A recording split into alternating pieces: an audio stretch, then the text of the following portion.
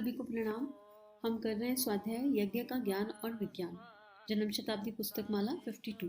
आइए नेत्र बंद करें, परमपिता परमेश्वर को स्मरण करें, गुरु शक्ति का स्मरण करें, मातृशक्ति से आशीर्वाद लें।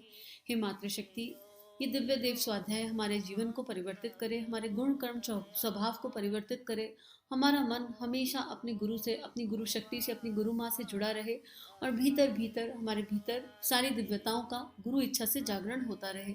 एक गायत्री मंत्र माँ का स्मरण करते हुए, परमपिता का स्मरण करते हुए और इस भावना के साथ, इस धारणा के साथ कि समस्त विश्व का कल्याण हो रहा है, ये ज्ञान जन जन के जीवन को प्रकाशित कर रहा है और हर किसी का मन स्वाध्याय में लगने लगा है। स्वयं का अध्ययन हर चेतना के मन को प्रकाशित करने लगा है।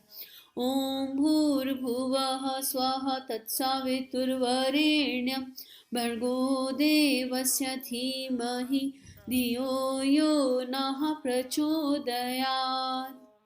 अब तक इस पुस्तक में गुरुदेव ने हमें यज्ञ अग्नि के बारे में बताया, यज्ञ अग्नि की दिव्यता के बारे में बताया और उससे हम क्या क्या सीख सकते हैं ये बताया। तो हमने चिंतन मनन किया होगा, क्या क्या सीख सकते हैं। एक तो ज्ञान सीख सकते हैं, ज्ञान का विस्तार कैसे करना है, कर्म का विस्तार कैसे करना है, ज्ञान का सही मतलब क्या है ये सीख सकते हैं। उसके बाद हमारा लक्ष्य ऊंचा होना चाहिए, यज्ञ की अग्नि हमें ऊपर उठना सिखाती है, हम ये जान सकते हैं, इस बात को समझ सकते हैं। उसके बाद समधर्मी होना, कभी सिर झुकने ना पाए, हमें ये समझना है। समधर्मी होना अर्थात हर चीज़ को अपने अंदर समाने की शक्ति और इन्फ्लुएंस, लोगों को इन्फ्लुएंस करे, लेकिन अगर हमारे आसपास कोई लोअर एनर्जी है जो अनावश्यक ऊर्जा है उनसे इन्फ्लुएंस ना हो, ये गुरुदेव ने हमें समझाया। अब गुरुदेव हमें पांचवी शक्ति के बारे में बता रहे हैं। वो पांचवी शक्ति क्या है? वो है अपरिग्रह। अपरिग्रह करना सीखें, अग्नि से सीखें। अब अपरिग्रह का मतलब क्या होता है? किसी भी प्रकार का संग्रह ना करना, कोई भी संग्रह ना करना। अब गुरुदेव के शब्दों में इसे समझने की कोशिश करते हैं। साथियों, अभी दो विशेषताएं और हैं, ये दोनों एक दूसरे से मिलती जुलती हैं। आप इन्हें पांचवी कह सकते हैं, छठवीं कहने में भी कोई एतराज नहीं कर सकता, लेकिन आप पांचवी कह लीजिए। हम गायत्री की पंचमुखी उपासना सिखाते हैं, तो आप इसे पंचमुख भी कह सकते हैं। कौन सी पांचवी उपासना? उसका नाम है अपरिग्रह। अपरिग्रह के साथ एक और बात जुड़ी है, इसलिए इसे दो भी कह सकते हैं। उसका अर्थ है वितरण। क्यों साहब, आपने दो क्यों कहा, एक क्यों नहीं कहा? बेटे, मैंने इसलिए कहा कि अपरिग्रह का चिन्ह यह नहीं कि हम पैदावार न करें। पैदावार न करना, काहिल की तरह बैठ जाना, यह अपरिग्रह का अर्थ नहीं होता। हम अपरिग्रही हैं तो क्या करते हैं? हम तो साहब बैठे रहते हैं, हमारे पास कुछ नहीं है। अपरिग्रह का अर्थ यह नहीं। अपरिग्रह का अर्थ यह है कि आप कमाएं तो बहुत, 100 हाथों से कमाएं, लेकिन 1000 हाथ से बांट दें, जमाखोरी ना करें। आपके कमाने की मैं तारीफ करता हूँ और कहता हूँ कि आप में क्षमता है और योग्यता है, बहुत कमाने लायक होनी भी चाहिए, लेकिन ये मैं कहता हूँ कि आप जो कमा रहे हैं उसे अकेला अकेला मत खाइए, उसे बांट दीजिए। उस पर आपका अधिकार अकेले अकेले नहीं है। मुश्किल तब होती है जब आप स्वार्थी हो जाते हैं। जो आदमी या वर्ग क्षमता संपन्न है, अगर वह अपनी सारी कमाई खाता रहेगा तो हम पूछते हैं कि जो पिछड़े हुए हैं, जो दरिद्र हैं, जो अपंग हैं, जो पतित हैं, उनका क्या होगा और उनका हिस्सा कहाँ से आएगा। कितनी सुंदर बात गुरुदेव बता रहे हैं। आपके पास हमें संग्रह नहीं करना, और ये संग्रह किसी भी तरह का हो सकता है। ये खाली ये पैसे का संग्रह या गोल्ड का या मेटेरियलिस्टिक चीज़ों का संग्रह नहीं। संग्रह बहुत तरीके के हो सकते हैं। कुछ लोग किताबों का संग्रह करके बैठ जाते हैं, अपनी किताबों से दूसरों को देंगे नहीं शेयर करने के लिए, पढ़ने के लिए। क्यों भैया, आपने पढ़ ली, आपने मुख्य अंश नोट कर लिए, उसको आगे बढ़ा दो ना, कोई और पढ़ लेगा। नहीं हो सकता कि कोई और हो सकता है ना खरीद सके, वापस ले लो कि एक किताब से 10 को पढ़ाना है, वापस ले सकते हो, लेकिन आगे दी तो जा सकती है। तो हमें हर तरह के अपरिग्रह की बात यहाँ गुरुदेव कर रहे हैं। और इसका ये मतलब नहीं कि क्योंकि हमें संग्रह नहीं करना तो हम क्या करेंगे। अब तो हमको संग्रह नहीं करना, खाली हाथ आए थे खाली हाथ चले जाना है, तो कर्मयोग न करें। कर्मयोग की शिक्षा गुरुदेव पहले दे चुके हैं। तो हमारे पास जो भी प्रतिभा है उसे बढ़ाते जाना है, बढ़ाते जाना है, बढ़ाते जाना है, और फिर उस प्रतिभा को लुटाते जाना है, लुटाते जाना है, लुटाते जाना है। एक साइकिल है। प्रतिभा कम तो नहीं हो जाएगी, ब्रेन छोटा हो जाएगा क्या घिसने से? नहीं होगा ना। और आपका तो लाभ है ही, एज एन इंडिविजुअल हमारा लाभ है। अगर मूल में देने का भाव है तो लाभ कहीं गया ही नहीं, वो बाय डिफॉल्ट हिस्सा रहेगा चेतना का। तो गुरुदेव यहाँ पर यही समझाने का हमें प्रयास कर रहे हैं कि जो जिसके पास श्री की शक्ति है वो ऐसा नहीं कर सकता कि वो कमाए कमाए और अपनी अपनी जेबें भरता जाए भरता जाए। एक गाड़ी हो गई तो दूसरी, दूसरी हो गई तो तीसरी, एक घर बन गया तो दूसरा, और दूसरा बना तो तीसरा, और तीसरा बना तो चौथा, बनाते जा रहे हैं, लेकिन किसी के बारे में सोच ही नहीं रहे। दुनिया में इतना दुख है, इतना दर्द है, इतना तकलीफ है, और अगर सोच रहे हैं तो वहाँ अहंकार भाव से कर रहे हैं, नेम एंड फेम के लिए कर रहे हैं, हमारी भावनाएं पवित्र नहीं है। तो बड़ा गहरा कॉम्बिनेशन है इस बात का जो गुरुदेव यहाँ पर हमें समझाना चाह रहे हैं। आगे गुरुदेव लिखते हैं, संचय करना पाप है, किसी भी तरह का संचय करना पाप है। अपने आप में कटौती करनी पड़ेगी, चाहे वह सरकारी टैक्स के रूप में चुकता करनी पड़े कीजिए, अथवा धर्म परंपरा के नाम पर दान करके कटौती कीजिए, अथवा अध्यात्म सिद्धांत के अनुसार अपरिग्रही हो जाइए। हमारे यहाँ शास्त्रों में मनुष्य जाति के लिए 5 पाप और 5 पुण्य बताए गए हैं। कौन से 5 पुण्य हैं? अहिंसा, सत्य, अस्त्य, ब्रह्मचर्य और अपरिग्रह। ये कौन से पुण्य है? अहिंसा। अहिंसा का फिर मतलब, अगर गुरुदेव यहाँ अहिंसा लिख रहे हैं तो ये ना महर्षि पतंजलि के यम है, यम नियम में आते हैं ये। तो गुरुदेव क्या लिख रहे हैं? अहिंसा का क्या मतलब है यहाँ पर? किसी भी तरह की हिंसा ना करना, मानसिक भी नहीं, भावनात्मक भी नहीं, वैचारिक भी नहीं, और शारीरिक तो दूर दूर तक नहीं।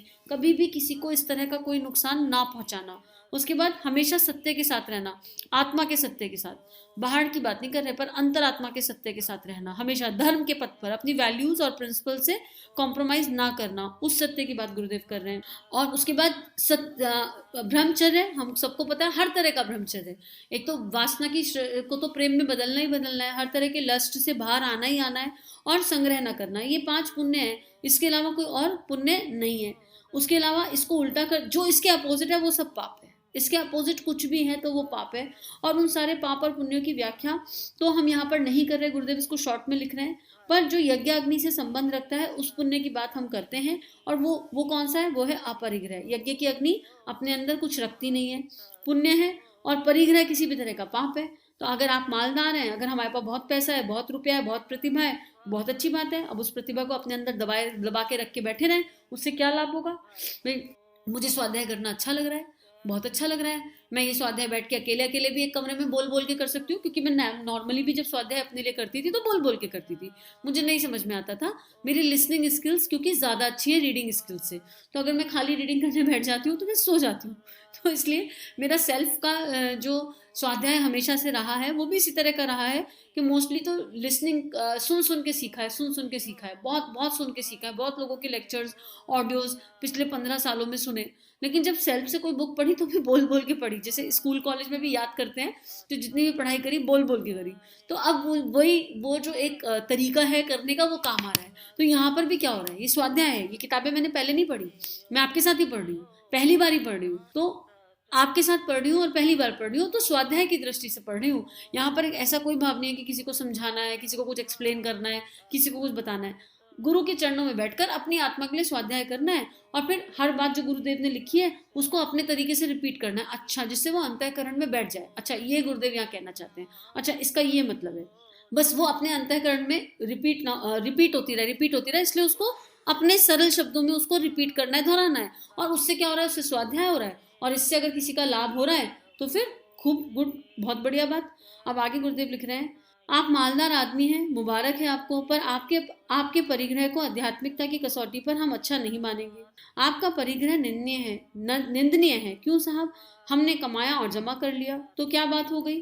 भाई साहब, हमने तो मान लिया कि आपने बेईमानी से नहीं कमाया, मेहनत से कमाया, लेकिन मैं कहता हूँ कि भगवान ने इतनी सामर्थ्य आपको दी थी कि आप इतना कमा सकें, लेकिन उस भगवान से ने कुछ ऐसा दिल आपको क्यों नहीं दिया जिससे पड़ोसी के दुख को देखकर आपकी आंखों में आंसू आ जाए?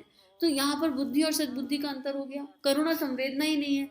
तो अगर करुणा संवेदना नहीं है तो फिर उस कमाने का भी कोई फायदा नहीं है।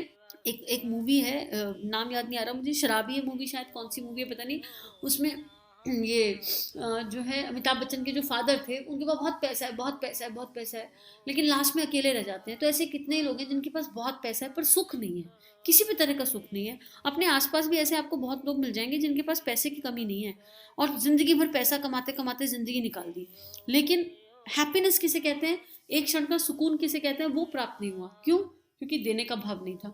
तो गुरुदेव कह रहे हैं, अगर ऐसा दिल ही ना हो जिसमें करुणा ना है, संवेदना नहीं है, तो आपके पास जो भी विभूति है, आपके पास जो भी भगवान ने आपको अच्छी चीज दी है, वो अपने पास संभाल के रखो, वो हमें नहीं चाहिए, उसका हम क्या ही करेंगे।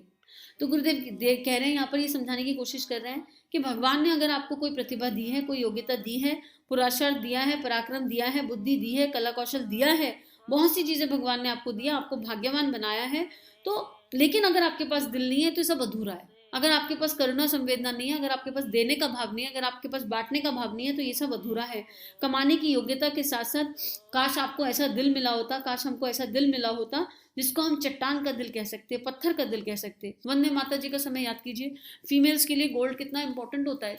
जब गुरुदेव ने मांगा तो माता जी ने एक एक जेवर निकाल के दे दिया, काय के लिए, गायत्री मंदिर की स्थापना के लिए, कि मुझे इसकी आवश्यकता ही नहीं है। ये होता है संग्रह का भाव ना होना, कि एक एक चीज समर्पित कर दो जिससे आप प्यार करते हो।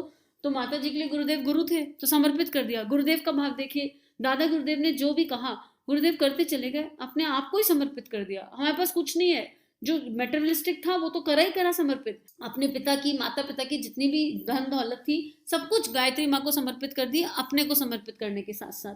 तो गुरुदेव यही कह रहे हैं कि आपका दिल मांस का नहीं हो सकता। अगर आपका दिल मांस का रहा होता तो आपके भीतर करुणा होती, दया होती। आप अपनी कमाई खाते तो आपको अकेले खाते तो आपको उल्टी हो जाती, लेकिन आपका दिल तो पत्थर का है, और ऐसे पत्थर के दिल का हम क्या करेंगे, या आपको ही मुबारक हो।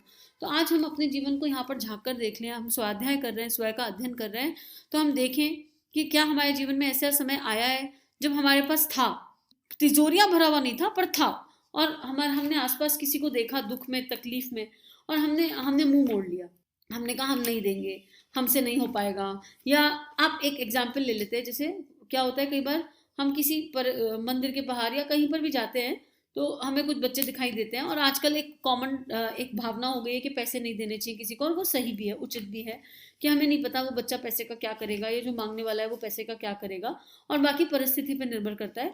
तो अगर हम कुछ खा रहे हैं तो हम खिला दें, ऐसा कई बार हो जाता है, मन में भाव आ जाता है, और कोई एकाध आता है तो हम खिला देते हैं। लेकिन आप एक चीज़ सोचो कि आप कहीं पर खड़े हो, रेड लाइट पर कहीं पर, या कोई ऐसी जगह है, और जहाँ पर आपके पास एक बच्चा आया और उसने कहा कि मुझे कुछ खिला दो, और आपके मन में खिलाने का भाव आया, राइट, लेकिन जैसे ही आप इसके लिए खड़े हुए खिलाने के लिए, आपने देखा कि भैया जो मुझे खिलाना है वो 50 रुपए का आएगा एक प्लेट, और आपने अचानक से देखा कि अगर आपने एक बच्चे को खिलाया तो वहाँ पर 20 बच्चे और आ जाएंगे, और आप इसलिए पीछे हट गए। तो आप अपने आप जाकर ये देखो कि हम जब रेस्टोरेंट में खाना खाने जाते हैं तो हम कितने हज़ारों रुपए खर्च कर देते हैं। क्या उस समय हमारी ये हैसियत थी कि हम उन 20 बच्चों को वो 50 रुपए की पर प्लेट की चीज़ नहीं खिला सकते थे या खिला सकते थे? क्या हमने सही निर्णय लिया?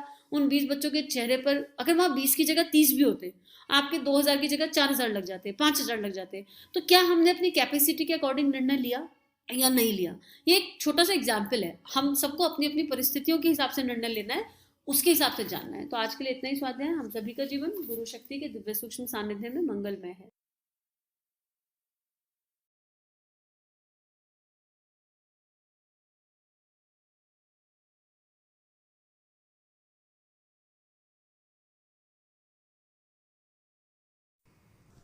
हमारे YouTube चैनल को सब्सक्राइब कीजिए और बेल आइकन पर क्लिक कीजिए ताकि आने वाली सभी वीडियो की नोटिफिकेशन आपको मिलती रहे। आप सभी को बहुत बहुत थैंक यू।